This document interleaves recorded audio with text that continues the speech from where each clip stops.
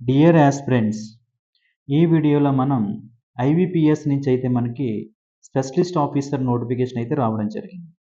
So, బ్యాంకింగ్‌లో specialist officer అన్నది key role ఉంటుంది. So, different types of specialist officers ఉంటారు. సో, డీటెయిల్డ్‌గా ఈ నోటిఫికేషన్ అంతా మీకు నేను ఎక్స్‌ప్లెయిన్ చేస్తాను. సో, అందరూ కూడా స్కిప్ చేయకుండా వీడియో చూడండి. మీకు important points, important documents related అనేది కూడా మీకు స్ట్రెస్ చేసి చెప్తాను. సో, అది మాత్రం నోట్ చేసుకోండి. సో, బ్రీఫ్‌గా ఇంపార్టెంట్ ప్లస్ మనకి మ్యాండేటరీ అన్నీ కూడా మీకు ఎక్స్‌ప్లెయిన్ చేస్తాను. అదేవిధంగా ఇది స్టూడెంట్స్‌కి ఆర్ యాస్పిరెంట్స్‌కి కూడా షేర్ చేస్తే వారికి కూడా హెల్ప్ అవుతుంది. సరే, coming to the video. So, మనకిక్కడ ఐబీపీఎస్ నుంచి ఆల్రెడీ ప్రీవియస్ వీడియోలో మనం సో, క్లర్క్‌కి సంబంధించి, పీఓ సంబంధించి కూడా నోటిఫికేషన్‌కి సంబంధించి డీటెయిల్స్ చూసాము. అదేవిధంగా స్పెషలిస్ట్ ఆఫీసర్ సంబంధించి డీటెయిల్స్ కూడా చూస్తాం. ఇక్కడ మనకిది అఫీషియల్ వెబ్‌సైట్ వచ్చేసరికి మాత్రం www.ibbs.in అనమాట. మీరు అందులో లాగిన్ అయ్యి ఆర్ సెర్చ్ ద్వారా కూడా మీరు డీటెయిల్స్ అయితే మీరు ఆ నోటిఫికేషన్ అయితే మీరు చూడొచ్చు. ఎగ్జామ్ ప్యాటర్న్ వచ్చేసరికి మాత్రం preliminary exam and main exam ఉంటుంది. సో, సేమ్ మనకి బ్యాంక్ క్లర్క్ అదే పీఓ ఎలా ఉందో అది సేమ్ అలాగే ఉంటుంది.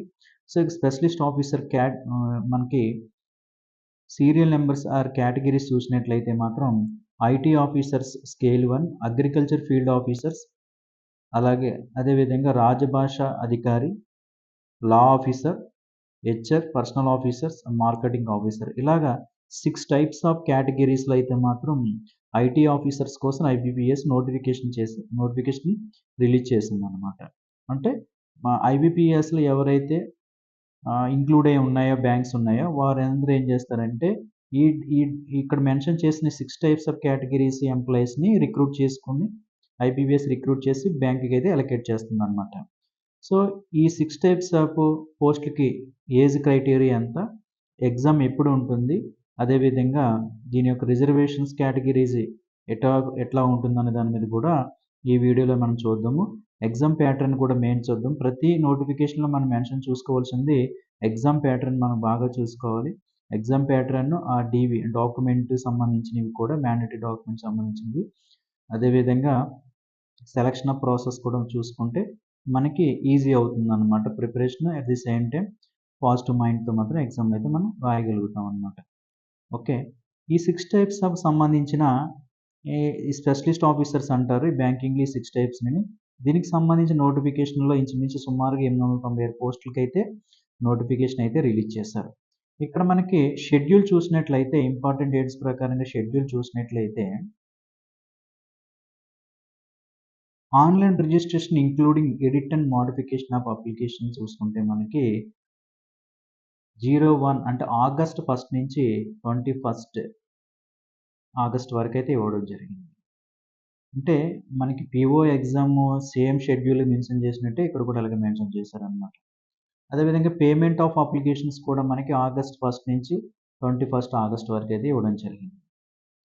ఇక్కడ మనకి ప్రిలిమినరీ సంబంధించిన కాల్ లెటర్ లేదా హాల్ టికెట్ అక్టోబర్ నెలలో అయితే మీకు అఫీషియల్ వెబ్‌సైట్‌లో అయితే మాత్రం మీకు పెడతారు.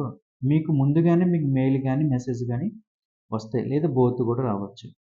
ప్రిలిమినరీ ఎగ్జామ్ ఎప్పుడు కండక్ట్ చేస్తారు అంటే నవంబర్‌లో కండక్ట్ చేస్తారు. రిజల్ట్ వచ్చేసరికి మాత్రం డిసెంబర్‌లో లేదా నవంబర్ మంత్ ఎండింగ్‌లో అయితే మనకి ప్రిలిమినరీ సంబంధించిన రిజల్ట్ అయితే రావడం జరుగుతుంది. మీకు రిజల్ట్ వచ్చిన తర్వాత కట్ ఆఫ్ గాని మీరు రీచ్ అయితే కట్ ఆఫ్ క్లియర్ అయితే మెయిన్స్‌కి మీరు ఎలిజిబుల్ అని మీకు ఉంటుంది. సో, మెయిన్ ఎగ్జామ్ ఎప్పుడు ఉంటుందంటే డిసెంబర్‌లో ఉంటుందన్నమాట మెయిన్ ఎగ్జామ్. అంటే డౌన్‌లోడ్ కాల్ లెటర్ కూడా అప్పుడే చేసుకోవాలి. ఎగ్జామ్ కూడా డిసెంబర్ నెలలోనే ఉంటుంది. సో, మెయిన్ ఎగ్జామ్ వచ్చేసరికి కాల్ లెటర్ కూడా మంత్ డిసెంబర్‌లోనే పెడతారు. ఫస్ట్ వీక్‌లో కాల్ లెటర్ పెట్టారనుకోండి మంత్ ఎండింగ్ లోపు మెయిన్ ఎగ్జామ్ ఉండొచ్చు. డిక్లరేషన్ ఆఫ్ మెయిన్ ఎగ్జామ్ వచ్చేసినటికి జాన్యువరి, ఫిబ్రవరి మంత్‌లో అయితే మెయిన్ ఎగ్జామ్ రిజల్ట్ ఉంటుంది. కండక్ట్ ఆఫ్ ఇంటర్వ్యూకి వచ్చేసరికి ఫిబ్రవరి, మార్చ్‌లో అయితే ఇంటర్వ్యూ కండక్ట్ చేస్తారు. ప్రొవిజనల్ అలాట్‌మెంట్ ఎప్పుడు కూడా ఏప్రిల్‌లో అయితే మనకి ప్రొవిజనల్ అలాట్‌మెంట్ ఇస్తారనమాట.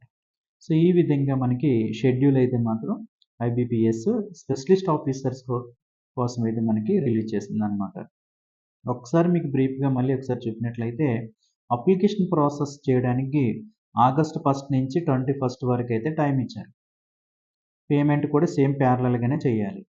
ప్రిలిమినరీ కాల్ టికెట్‌కి సంబంధించింది మాత్రం అక్టోబర్ నెలలో డౌన్‌లోడ్ చేసుకోవాలి కాల్ లెటరు. మీకు ఎగ్జామ్ వచ్చేసరికి నవంబర్‌లో ఉంటుందన్నమాట preliminary exam. So, preliminary result వచ్చేసరికి నవంబర్ మంత్ ఎండింగ్‌లో వచ్చేయొచ్చు. లేదా డిసెంబర్ ఫస్ట్ వీక్‌లో అయితే రావచ్చు.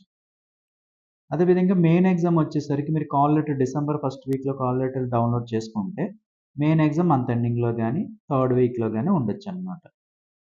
అదే మెయిన్ ఎగ్జామ్ రిజల్ట్ వచ్చేసరికి జాన్యువరిలో గాని, ఫిబ్రవరిలో గాని మీకు మెయిన్ ఎగ్జామ్ రిజల్ట్ అయితే రిలీజ్ చేస్తారు. ఇంటర్వ్యూ అంటే మెయిన్ ఎగ్జామ్ వచ్చిన తర్వాత ఇంటర్వ్యూ ఎప్పుడంటే ఫిబ్రవరి, మార్చ్‌లో ఉంటుంది. సో, ప్రొవిజనల్ అలాట్‌మెంట్ ఎప్పుడు కూడా ఏప్రిల్‌లో మీకు రిలీజ్ చేస్తాం. అంటే ఇక్కడ మనం గుర్తుంచుకోవాల్సిన ప్యాటర్న్ ఏంటంటే prelims plus main plus interview. ఈ విధంగా లాస్ట్‌లో ఫైనల్‌గా డీవీ ఉంటుంది. ఇంటర్వ్యూలోనే ఇంక్లూడ్ చేస్తుందన్నమాట.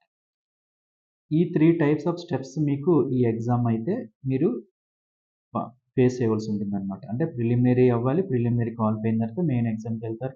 మెయిన్ అయిన తర్వాత ఇంటర్వ్యూకెళ్తారన్నమాట. ఒకసారి డీటెయిల్డ్‌గా కూడా ఒకసారి చూద్దాం.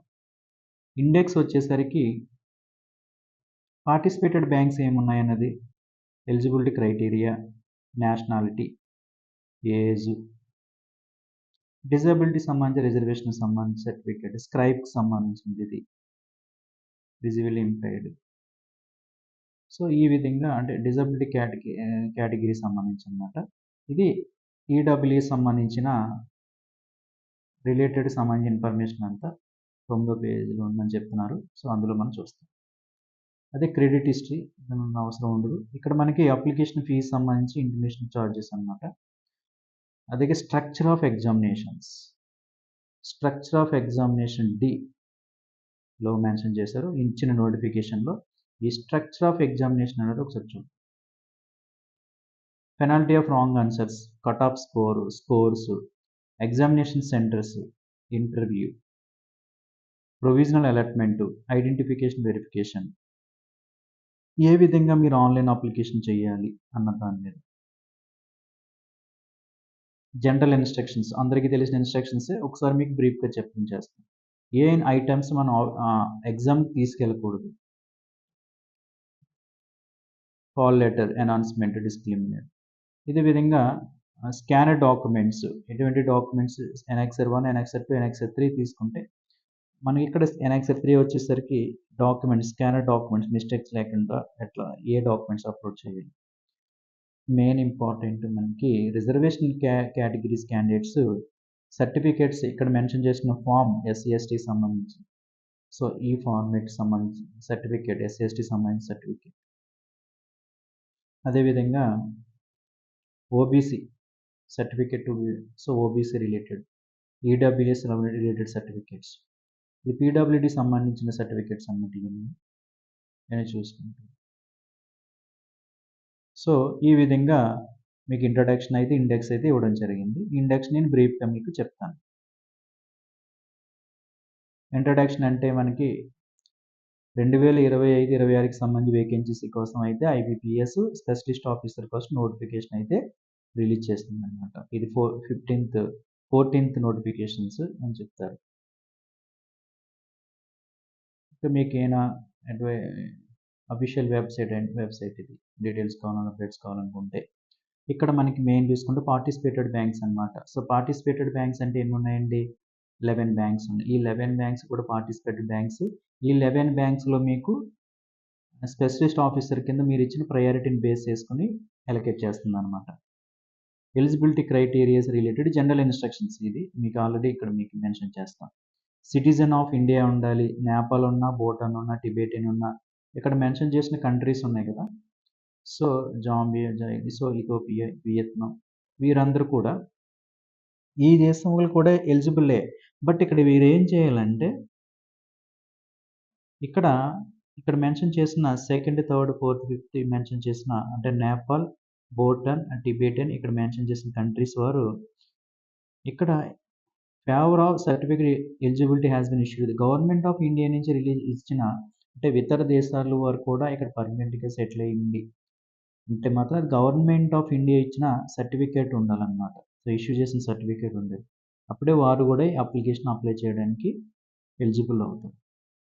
సో, అదే నేషనల్ ఇండియన్ అయితే ఖచ్చితంగా ఆధార్ కార్డ్ ప్రూఫ్ అన్నది సరిపోతుంది. అదేవిధంగా మార్క్స్ మెమోస్ అన్నీ ఇక్కడే ఉంటాయి కాబట్టి నో ఇష్యూ. నెక్స్ట్ వచ్చేసరికి ఏజ్ క్రైటీరియా వచ్చేసరికి మాత్రం ఏజ్ వచ్చేసరికి ఏంటంటే మినిమమ్ వయసు 20, మ్యాక్సిమం 30 ఇయర్స్. ఇక్కడ మీకు ఏజ్ అన్నది 2/8/1994, 1/8/2004 ఈ ఏజ్ మధ్యలో ఉండాలన్నమాట. 94 నుంచి 2004 మధ్యలో ఉండాలి. At the same time reservation category వారు రిజర్వేషన్ యాడ్ చేసుకోవచ్చు. అంటే షెడ్యూల్ కాస్ట్ అంటే 5 ఇయర్స్ యాడ్ చేసుకుంటే 35 ఇయర్స్. ఓబీసీ క్యాండిడేట్స్ ఏమో 33 ఇయర్స్ కలుపుకుంటే సరిపోతుంది. డిజబిలిటీ క్యాండిడేట్స్ 10 ఇయర్స్ ఇచ్చారు కాబట్టి 40 ఇయర్స్ అంటే ఎండ్ కట్ ఆఫ్ అన్నమాట. కట్ ఆఫ్ ఎండ్ ఏజ్ తీసుకుంటే. Ex service men 5 years. అదే పర్సన్స్ ఎఫెక్టెడ్ బై 1984 ఇయర్స్‌లో రివర్స్‌లో చూసుకుంటే 35 ఇయర్స్. ఈ విధంగా మెన్షన్ చేసిన కేటగిరీ వారు రిజర్వేషన్ ప్రకారంగా ఎండ్ ఆఫ్ ది ఏజ్ అన్నమాట ఇది. మినిమమ్ ఏజ్ అయితే 20 ఉండాలి ఎవరికైనా సరే. End of the age relaxation add చేసుకుంటే ఈ ఏజ్‌లో ఉండాలి. ఓబీసీ సర్టిఫికేట్‌లో 2 టైప్స్ ఉంటారండి. Creamy layer, non creamy layer అని ఉంటారు. నాన్ క్రిమీ లేయర్ అనేవారు ఎలిజిబుల్ అవుతారన్నమాట ఓబీసీ కేటగిరీకి. క్రిమీ లేయర్ అనేవారు ఓబీసీ రిజర్వేషన్‌కి రారు. వారు జనరల్ కేటగిరీకి వెళ్తారు. అది అంటే 8 లాక్స్ బిలో ఇన్‌కమ్ ఉన్నవాళ్ళు నాన్ క్రిమీ లేయర్ క్యాండిడేట్స్ అన్నమాట. 8 లాక్స్ ఇన్‌కమ్ అబోవ్ ఉన్నవాళ్ళు పర్ యానమ్ క్రిమీ లేయర్ అవుతారు. అంటే జనరల్ కేటగిరీ అవుతారు. డిజేబిలిటీ సంబంధించిన ఇక్కడ డిజేబిలిటీ సంబంధించి డిఫరెంట్ బ్లైండ్‌నెస్ సంబంధించి, లో విజన్ సంబంధించిన అంటే డిజేబుల్డ్ క్యాండిడేట్స్ ఏం చేస్తారంటే ఇక్కడ మెన్షన్ చేసిన ఇన్‌స్ట్రక్షన్ ఒకసారి క్రాస్ చెక్ చేసుకోండి. మీకు రిలేటెడ్‌గా దేని కేటగిరీ ఏ కేటగిరీకి మీరు సంబంధించిన వారో తెలుస్తుంది. ఇది డిజేబిలిటీ సంబంధించిన ఇన్ఫర్మేషన్ అంతా అన్నమాట.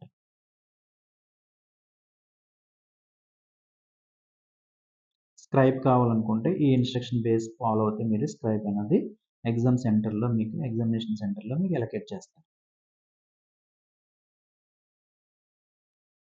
డిజేబిలిటీ సంబంధించిన క్యాండిడేట్ కోసం మెయిన్ ఇక్కడ EWS certificate economically weaker section అన్నమాట. ఎకనామికల్లీ వీకర్ సెక్షన్ అంటే బిలో 8 లాక్స్ లోపు ఇన్‌కమ్ ఉన్న వాళ్ళు ఎకనామికల్లీ వీకర్ సెక్షన్ ఇస్తారు. తహసీల్దార్ నుంచి లేదా ఆర్‌డీఓ నుంచి లెటర్ వస్తుందన్నమాట సర్టిఫికేట్. ఇక్కడ మన తెలంగాణ, ఏపీ సంబంధించి అయితే మాత్రం తహసీల్దార్ నుంచి అయితే ఈడబ్ల్యూఎస్ సర్టిఫికేట్ అయితే ఇవ్వడం జరుగుతుంది. సో ఆ ఫార్మాట్ కూడా మీకు వీడియో లాస్ట్‌లో కూడా మీకు ఆ ఫార్మాట్ చూపించడం జరుగుతుంది. సో ఈ ఫార్మాట్‌లో ఇవన్నీ మెన్షన్ చేసినట్టు ఉన్నాయి. ఇక్కడ మనకి చూసినట్లయితే ఎడ్యుకేషన్ క్వాలిఫికేషన్ ఇంపార్టెంట్.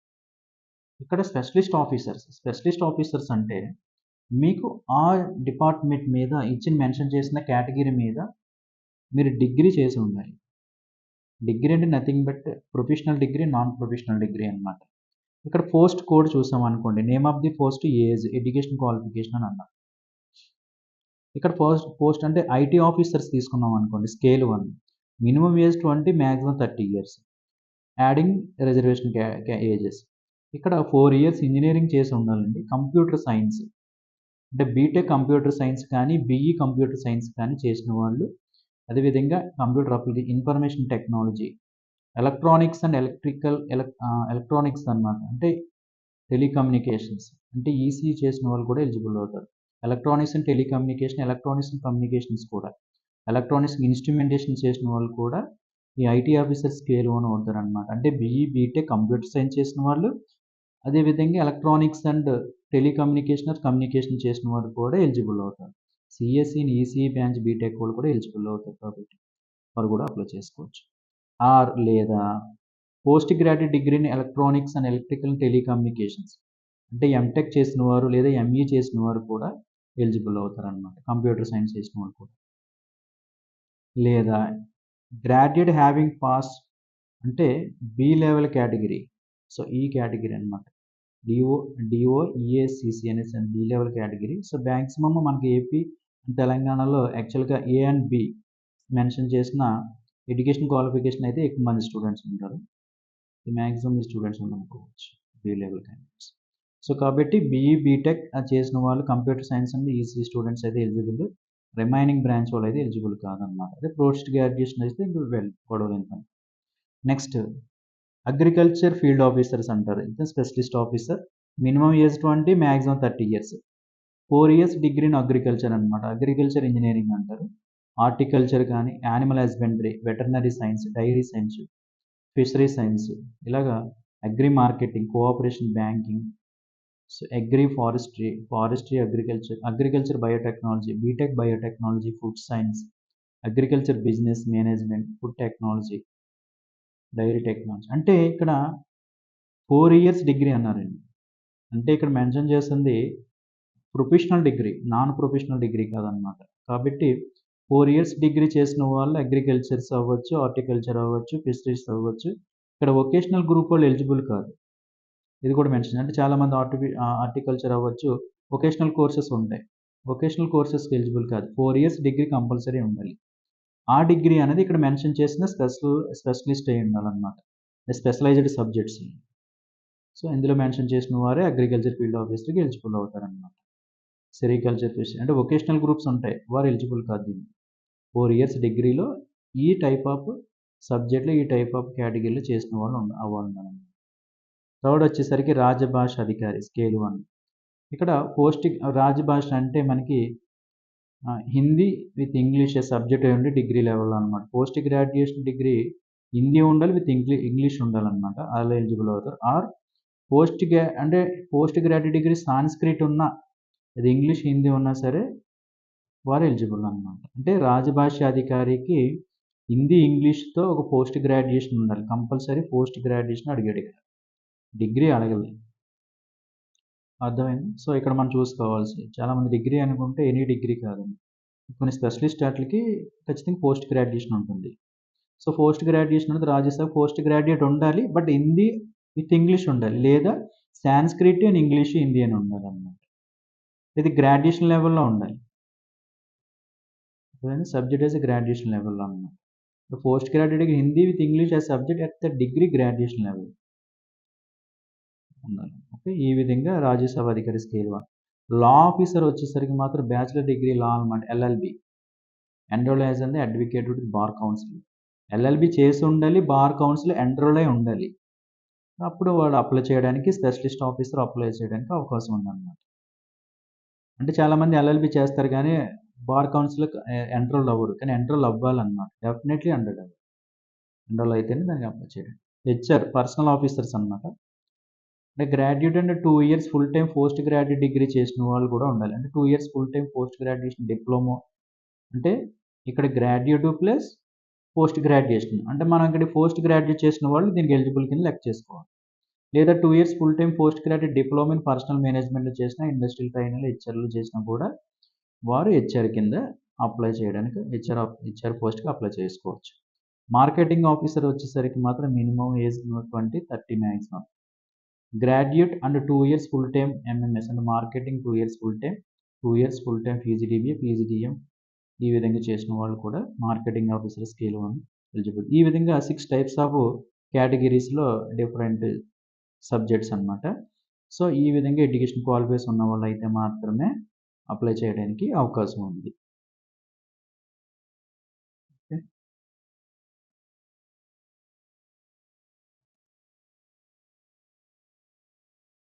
ఇక్కడ post of the other than IT scale officer చూసుకుంటే, the post other than IT officer scale 1 తీసుకుంటే candidate should have certificate, diploma, degree in computer operation వచ్చి ఉండాలి. Language should have studied computer information technology as one of the subject high స్కూల్‌లో గాని, కాలేజీలో గాని, ఇన్‌స్టిట్యూట్‌లో కూడా ఉండాలి. అంటే ఐటీ ఆఫీసర్ ఎలాగాడు కంప్యూటర్ ఉంటుంది. సర్టిఫికేటే కంప్యూటర్. బీటెక్ అవ్వచ్చు ఆర్ ఎంటెక్ అవ్వచ్చు. BE or ME.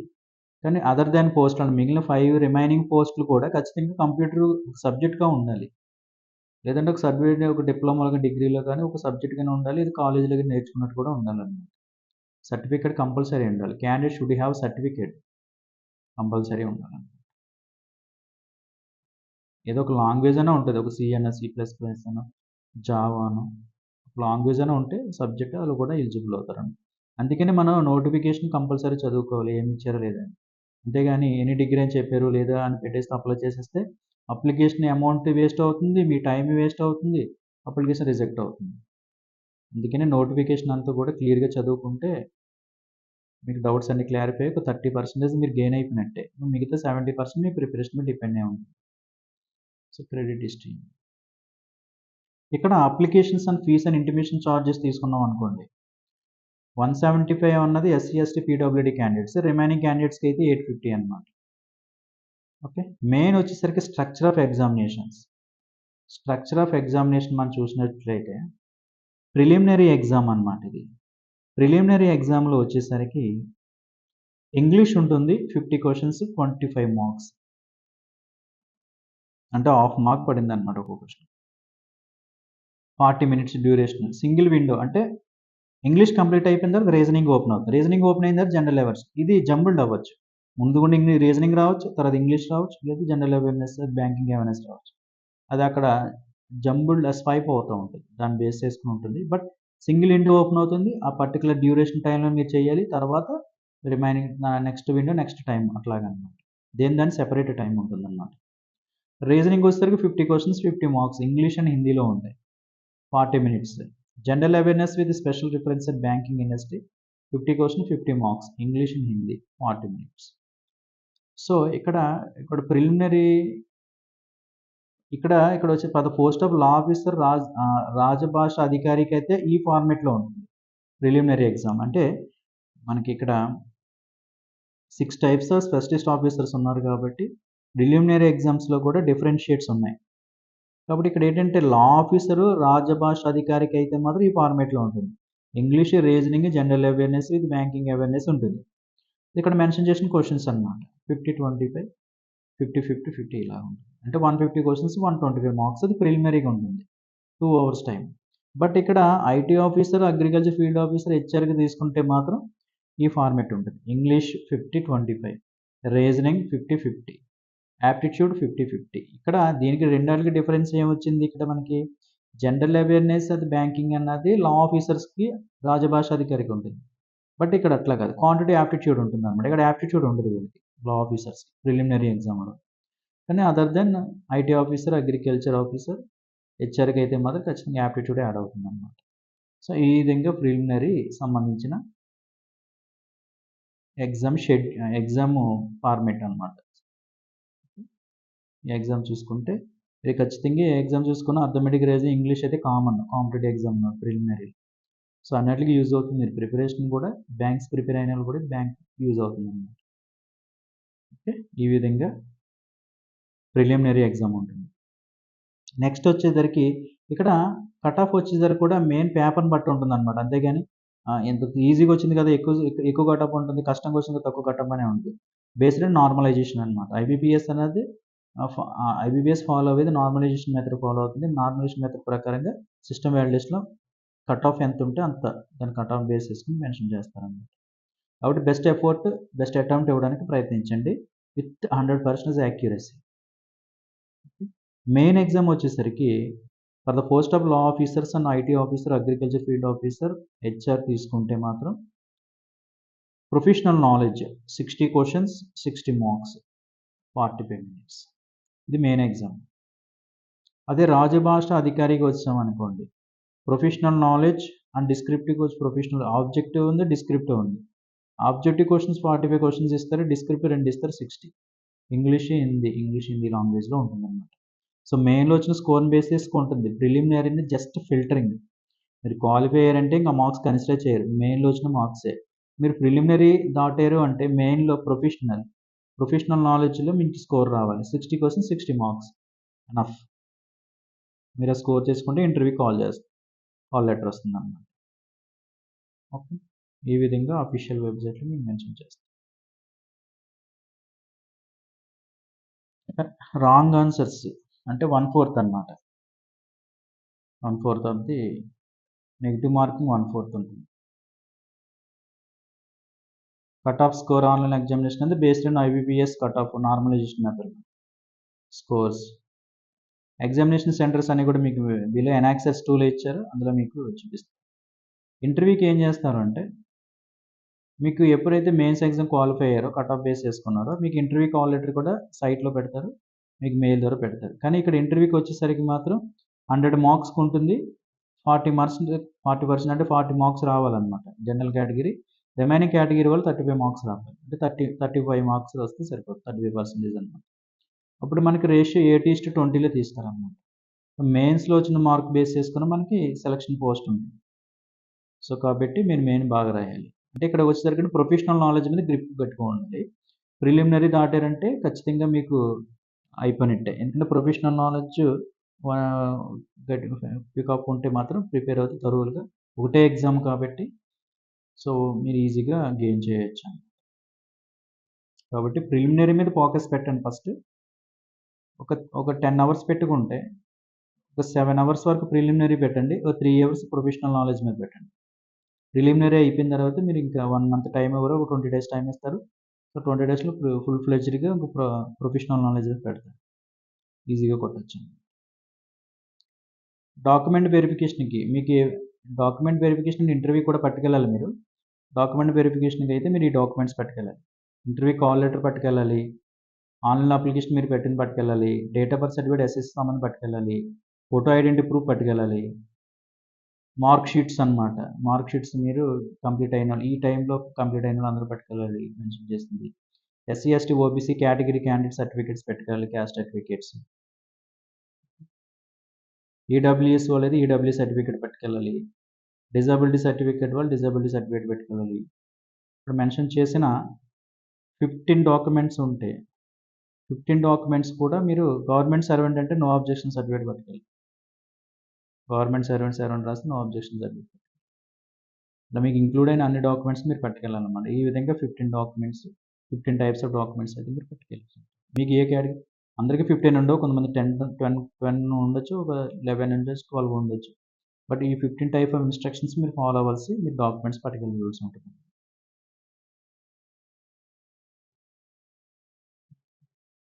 Provisional allotment అంటే ఇంటర్వ్యూ అయిన తర్వాత డాక్యుమెంట్ వెరిఫికేషన్ అయిన తర్వాత మీకు ఆన్‌లైన్‌లో ప్రొవిజనల్ అలాట్‌మెంట్ అనేది ఏప్రిల్ మంత్‌లో రిలీజ్ చేస్తారు. Identification verifications. Ration card, driving licence not be accept.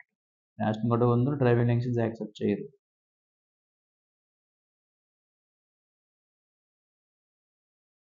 ఒకవేళ నీ candidates who have changed the name గాని, ఒకవేళ అయినా మీరు చేంజ్ చేయాలనుకుంటే ఒరిజినల్ అంటే గెజిట్ నోటిఫికేషన్ చేసుకొని మీ పేరు నేమ్ చేంజ్ చేసుకోవాలండి. బయోమెట్రిక్ వెరిఫికేషన్స్ ఇక్కడ కండక్ట్ చేస్తారు.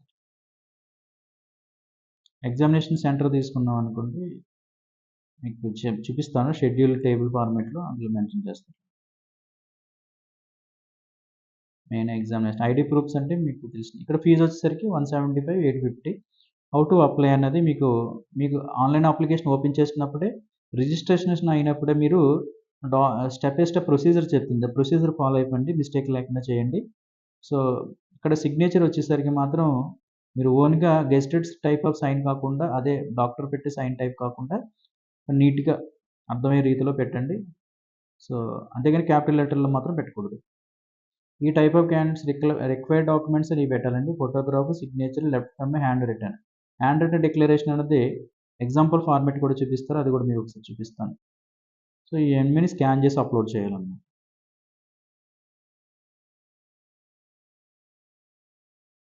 ఆల్రెడీ ప్రీవియస్ వీడియోలో చెప్పినట్టుగానే అన్ని ఇన్‌స్ట్రక్షన్స్ సేమ్ టు సేమ్ ఉంటాయి. IBPS no changes. బట్ మీ డిఫరెంట్ కేటగిరీ పోస్ట్ కాబట్టి మీకు మెన్షన్ చేస్తున్నాను.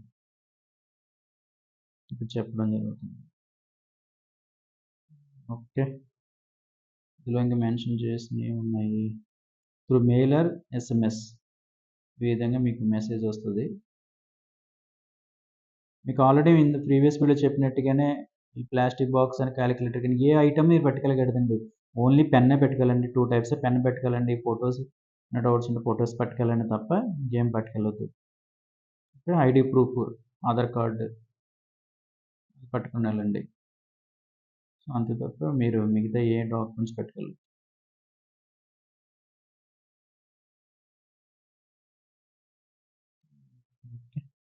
ఇవన్నీ కూడా ఇంపార్టెంట్ ఇన్‌స్ట్రక్షన్స్. ఇవన్నీ నార్మల్ మీకు అందరికీ తెలిసిన విషయాలే. ఇవన్నీ కూడా ఆల్రెడీ మనం ముందు కూడా డిస్కషన్ చేసిన ఇన్ఫర్మేషన్ ఇక్కడ చెప్పాను. ఇక్కడ మనకి వేకెన్సీస్ అన్నమాట. ఇక్కడ మనకు పెట్టేటప్పుడు అంటే మనకు ప్రయారిటీ ఇచ్చేటప్పుడు మాత్రం వేకెన్సీస్ బేస్ చేసుకొని మనం పెట్టుకోవాలి. అంతేగాని 11 బ్యాంక్స్ ఇచ్చారు కదండీ! 11 మీరు ఇష్టం వచ్చిన బ్యాంక్స్ పెట్టుకుంటే అందులో వేకెన్సీస్ లేకపోతే నో ప్రాబ్లమ్ కదా! సో కాబట్టి మీరు వేకెన్సీస్ బేస్ చేసుకొని మీరు ప్రయారిటీ ఇవ్వండి బ్యాంక్స్. లాస్ట్ మొమెంట్‌లో ఒకవేళ యాడ్ చేస్తే అంటే నాట్ రిక్వైర్డ్ అని ఇస్తారు. ఎన్ఆర్ అంటే నాట్ రిక్వైర్డ్ అనమాట. ఈ బ్యాంక్స్ అయితే ఐబీపీఎస్‌కి వేకెన్సీస్ ఇవ్వలేదు. కాబట్టి నాట్ రిక్వైర్డ్‌లో పెట్టారు. సో రిక్వైర్డ్ అన్న వాటిలో మనం ఆప్షన్ ఇచ్చుకున్నాం అనుకోండి. అందులో మనకి ర్యాంక్‌ని బేస్ చేసుకొని జాబ్ రావడం ఈజీ అవుతుంది. సో అనగానే అదే విధంగా 11 బ్యాంక్స్ మీరు ప్రయారిటీ ఇవ్వండి. బట్ ఏ దాంట్లో వేకెన్సీస్ ఉన్నాయో ఆ బ్యాంక్సే ఇవ్వండి. ఇక్కడ చూడండి బ్యాంక్ ఆఫ్ బరోడాలో అయితే మాత్రం no vacancies. Not required. Not required అన్నాడు కాబట్టి ఒకవేళ యాడ్ చేయొచ్చు ఫైనల్‌గా. అంటే ఎగ్జామ్ కండక్ట్ చేసే ఫైనల్ ఇంటర్వ్యూ టైంలో లేదంటే డాక్యుమెంట్ వెరిఫికేషన్‌లో ఎంటర్ చేయొచ్చు. బట్ ఇప్పుడైతే ప్రెజెంట్ అయితే లేవుగా. కాబట్టి నాట్ రిక్వైర్డ్ అన్నాడు. అవసరం లేదనలేదు. ఇక్కడైతే 0 అన్నాడు. ఇంక 0 అంటే లేవే లేవు ఇంకా. ఇక్కడ బ్యాంక్ ఆఫ్ మహారాష్ట్ర కూడా లేవు. Canara bank not required 0. Central bank of India not required. Indian bank, Indian overseas bank, Punjab and Sindh bank. ఇక్కడ మెన్షన్ చేసింది ఏంటంటే Punjab national bank. Punjab national బ్యాంక్‌లో 310 ఉన్నాయన్నమాట. టోటల్. UCO bank 36. ఓకే. మొత్తం 346 ఉన్నాయి. ఏంటిది అగ్రికల్చర్ ఫీల్డ్ ఆఫీసర్ సంబంధించిన స్కేల్ 1 సంబంధించిన వేకెన్సీస్ 346 ఉన్నాయి. ఈ 2 బ్యాంకుల్లోనే. అదే హెచ్ఆర్ పర్సనల్ ఆఫీసర్ స్కేల్ 1 చూసుకున్నాం అనుకోండి. బ్యాంక్ ఆఫ్ బరోడాలో నాట్ రిక్వైర్డ్. బ్యాంక్ ఆఫ్ ఇండియాలో టోటల్ చూసుకుంటే ఎన్ని ఉన్నాయండి 10. Bank of Maharashtra not required. Canara bank లేవు.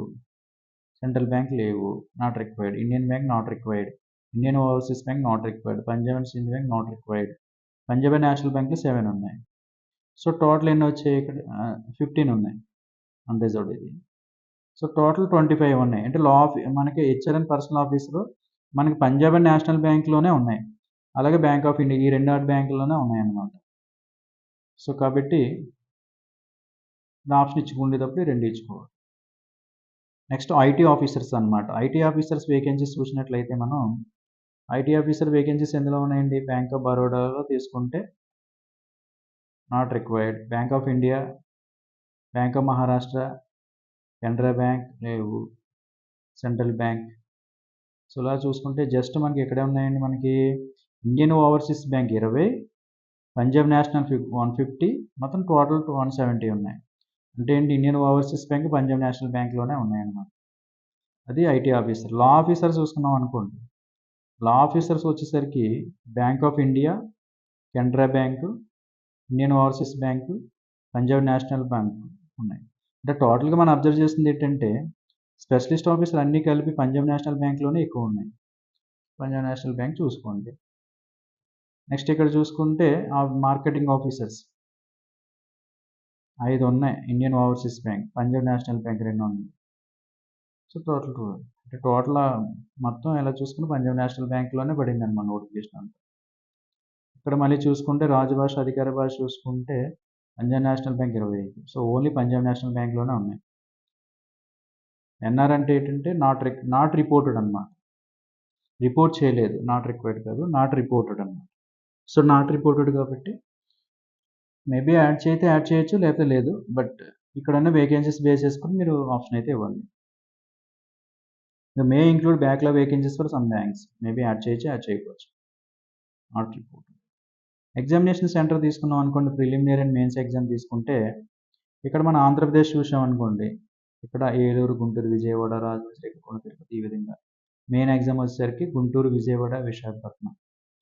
తెలంగాణ మనం గమనించి కర్ణాటకలో చూడండి చాలామంది స్టూడెంట్ కర్ణాటక కూడా రాస్తారు. బెంగుళూరు, అలాగే బెళగాం, ధారవాడ, గుల్బర్గ్, హుబ్లీ, మంగళూరు, ఉడుపి ఇలా శివమొగ్గ. తెలంగాణకు సంబంధించి మనం చూసినట్లయితే హైదరాబాద్, సికింద్రాబాద్, కరీంనగర్, ఖమ్మం, మహబూబ్ నగర్, వరంగల్ ప్రిలిమినరీకి. మెయిన్‌కి వచ్చేసరికి మాత్రం హైదరాబాద్, సికింద్రాబాద్, కరీంనగర్ అన్నమాట. సో పీఓకి ఎలా మెన్షన్ చేశారో అదే విధంగా ఉంటుంది. ఇక్కడ అప్లోడ్ డాక్యుమెంట్స్ వచ్చేసరికి signature, photograph, left thumb impression, hand writing mention చేసిన అప్లికేషన్ డాక్యుమెంట్స్ మీరు అప్లోడ్ చేయాలి. ఫోటోగ్రాఫ్ ఇమేజ్ కూడా ఇట్లాగ ఉండాలి. ఫోటోగ్రాఫ్ ఇమేజ్ క్యాప్చర్ అడుగుతుంది. స్ట్రైట్ ఫార్వర్డ్‌గా ఉంటే చేయాలి. అది క్యాప్చర్ తీసుకునేటప్పుడు బ్యాక్‌గ్రౌండ్ వైట్ కలర్ ఉండాలన్నమాట. అది చూసుకొని మీరు అప్లోడ్ చేయండి. సో బ్లర్‌కి సంబంధించిన ఇంప్రాపర్ బ్యాక్‌గ్రౌండ్ కానీ ఏమి చేయకూడదు. సైజ్ డాక్యుమెంట్ వచ్చేసరికి 140-60 పిక్సెల్స్‌లో ఉండాలన్నమాట. లెఫ్ట్ థంబ్ ఇంప్రెషన్ అన్నది ఈ రేంజ్లో ఉండాలి. మీరు హ్యాండ్ రిటర్న్కి సంబంధించి డిక్లరేషన్ సంబంధించి 50 to 100 కేబీలో ఉండాలి. క్యాపిటల్ లెటర్లో ఉండకూడదు. టెక్స్ట్ ఎప్పుడు కూడా క్యాపిటల్ లెటర్లో ఉండకూడదు. మీ ఓన్ లాంగ్వేజ్లో రాయాలి. ఇదన్నమాట. So the text hand written declaration as follows. ఈ విధంగా మీరు ఫాలో అవ్వాలి. ఇలా హై హియర్ బై అంటే ఫర్ ఎగ్జాంపుల్ హై సమ్ ఇక్కడ రాసి హై నరసింహ అని రాసాం అనుకోండి. Example name I Narasimha here declare all that information submitted by me in the application from correct, true and valid. I will present the supporting documents and as when required అన్నమాట. ఈ విధంగా మీరు information అయితే మీరు A4 size report రాయవలసి ఉంటుంది అన్నమాట. రాసి మీరు ఓన్ హ్యాండ్ రైటింగ్లో రాసి మీరు అప్లోడ్ చేయవలసి ఉంటుంది. ఈ విధంగా డాక్యుమెంట్స్ తీసుకుంటూ ఇది SC/ST సంబంధించిన ఫార్మాట్ సర్టిఫికేట్ అన్నమాట. ఈ విధంగా ఉంటుంది. Caste certificate. ఇది OBC సర్టిఫికేట్ ఫార్మాట్. ఈ ఫార్మాట్లో మీరు అప్పుడు సబ్మిట్ చేయవలసి ఉంటుంది డాక్యుమెంట్ మీరు. EWS సర్టిఫికేట్ ఈ ఫార్మాట్. డిజబిలిటీ సర్టిఫికేట్స్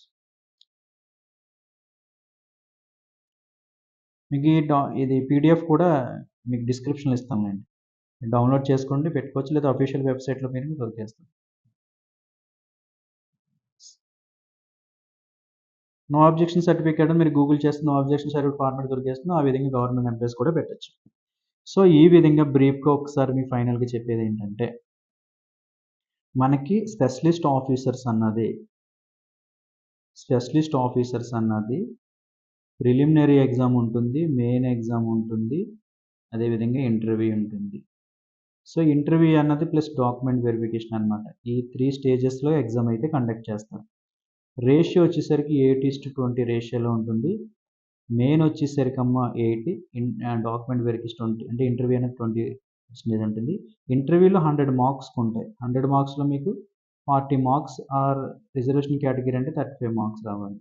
కాబట్టి ఇంటర్వ్యూ మార్క్స్ అనేది నో ప్రాబ్లం. బట్ మెయిన్ దాంట్లోనే మీరు ఎక్కువ స్కోర్ తెచ్చుకోవాలి. హై స్కోర్ వచ్చేలాగా మీరు ప్లాన్ చేసుకుంటే మీకు ఈజీ అవుతుందన్నమాట. సో మెయిన్ అనేది ప్రొఫెషనల్ నాలెడ్జ్ ఉంటుంది స్పెషలిస్ట్ ఆఫీస్ కాబట్టి. ముందు ప్రిలిమినరీ మీరు క్వాలిఫై అయ్యేలా చూడండి. ఫిల్టరింగ్ అక్కడే జరుగుతుంది. సో వన్స్ ప్రిలిమినరీ క్వాలిఫై అయ్యారు అంటే నెక్స్ట్ మెయిన్ ఎగ్జామ్ అన్నది మీకు ఈ ప్రొఫెషనల్ నాలెడ్జ్ కూడా హై స్కోర్ వచ్చేలాగా మీకు ఈజీ అవుతుంది. సో ఎవరికైతే మెయిన్ స్కోర్లు ఎక్కువ వచ్చిందో ఇంటర్వ్యూ కూడా ఎలా చేసి నార్మల్గా చేసినా కానీ ఇంటర్వ్యూ మార్క్స్ క్వాలిఫై చేస్తున్నా మీకు ఈజీగా స్కోర్ రావడానికి మీకు నచ్చిన బ్యాంక్ ఎంచుకోవడానికి ఉంటుంది. బట్ ఎక్కువగా మన స్పెషలిస్ట్ ఆఫీస్లో గమనించింది ఏంటంటే పంజాబ్ నేషనల్ బ్యాంక్లోనే PNBలోనే ఎక్కువ వేకెన్సీస్ అయితే ఉన్నాయి. కాబట్టి అవి పెట్టుకోండి. నాట్ రిపోర్టెడ్ అని బ్యాంక్స్ ఉన్నాయి కాబట్టి ఆ ఆప్షన్ కూడా ఇవ్వండి.